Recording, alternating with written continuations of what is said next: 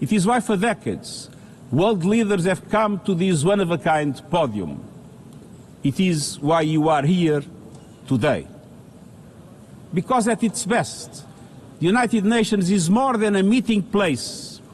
It's a moral compass, a force for peace and peacekeeping, a guardian of international law, a catalyst for sustainable development, a lifeline for people in crisis, a lighthouse for human rights, and the center that transforms your decisions, the decisions of member states, into action.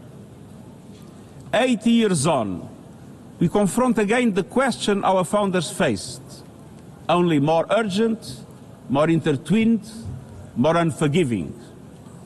What kind of world do we choose to build together? Excellencies, we have our work cut out for us as our ability to carry out that work is being cut from us. We have entered in an age of reckless disruption and relentless human suffering. Look around. The principles of the United Nations that you have established are under siege. Listen, the pillars of peace and progress are buckling under the weight of impunity, inequality, and indifference. Sovereign nations invaded, hunger weaponized, truth silence, rising smoke from bombed-out cities, rising anger in fractured societies, rising seas swallowing coastlines. Each one a warning, each one a question. What kind of world will we choose? A world of raw power or a world of laws? A world that is a scramble for self-interest or a world where nations come together? A world where might makes right or a world of rights for all? Excellencies, our world is becoming increasingly multipolar, and this is positive, reflecting a more diverse, dynamic global landscape. But multipolarity without effective multilateral institutions can court chaos, as Europe has learned the hard way, resulting in World War I. It was multipolar, but there was no multilateral institutions. So let's be clear. International cooperation is not naivete. It is hard-headed pragmatism. In a world where there's leap borders, isolation is an illusion. No country can stop a pandemic alone. No army can halt rising temperatures. No algorithm can rebuild trust once it is broken. These are global stress tests of our system, our solidarity, and our resolve. I'm convinced we can pass these tests, and we must. Because people everywhere are demanding something better, and we owe them a system worthy of their trust and a future worthy of their dreams. And so we must make the choice, an active choice, to reaffirm the imperative of international law, to reassert the centrality of multilateralism, to reinforce justice and human rights, and to recommit to the principles that gave rise to our organization, and to the promise contained in its first words, we the peoples. Excellencies, the choices we face are not part of an ideological debate. They are a matter of life and death for millions. As I scan the global landscape, we must make 5 critical choices. First, we must choose peace rooted in international law. Peace is our first obligation. Yet today, wars rage with a barbarity we vowed never to allow. Too often, the Charter is brandished when convenient and trampled when not.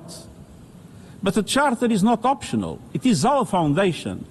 And when the foundation cracks, everything built upon fractures. Around the world, we see countries acting as if the rules don't apply to them. We see humans treated as less than human, and we must call it out. Impunity is the mother of chaos, and it has spawned some of the most atrocious conflicts of our times. In Sudan, civilians are being slaughtered, starved, and silenced. Women and girls face unspeakable violence. There is no military solution. I urge all parties, including those in this hall, end the external support that is fueling this bloodshed. Push to protect civilians, because the Sudanese people deserve peace, dignity, and hope. In Ukraine, relentless violence continues to kill civilians, destroy civilian infrastructure, and threaten global peace and security. I commend recent diplomatic efforts by the United States and others. We must work for a full ceasefire and a just, lasting peace in accordance with the Charter, UN resolutions, and international law. In Gaza, the horrors are approaching a third monstrous year. They are the result of decisions that defy basic humanity. The scale of death and destruction are beyond any other conflict in my years as Secretary General. The International Court of Justice has issued legally binding provisional measures in the case named application of the Convention on the Prevention and Punishment of the Crime of Genocide in the Gaza Strip. Since then, a famine has been declared and the killing has intensified. The measures stipulated by the ICJ must be implemented fully and immediately.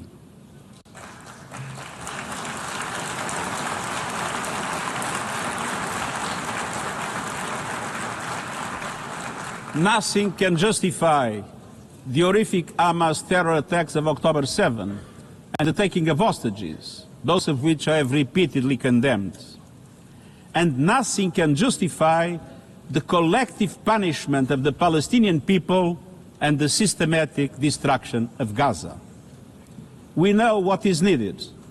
Permanent ceasefire now. All the hostages released now. Full humanitarian access now. And we must not relent in the only viable answer to sustainable Middle East peace, a two-state solution as so eloquently reaffirmed yesterday. We must urgently reverse dangerous trends on the ground. Relentless settler expansion and violence and the looming threat of annexation must stop. Everywhere, from Haiti to Yemen, to Myanmar and the Sahel and beyond, we must choose peace anchored in international law. The past year has brought glimmers of hope, including the ceasefire between Cambodia and Thailand, and the agreement between Azerbaijan and Armenia brokered by the United States. But far too many crises continue unchecked. Impunity prevails, lawlessness is a contagion, it invites mayhem, accelerates terror, and risks a nuclear free-for-all. When accountability shrinks, graveyards grow. When UN staff and facilities are attacked, violating legal obligations, so too is the core of our ability to serve and deliver. The Security Council must live up to its responsibilities.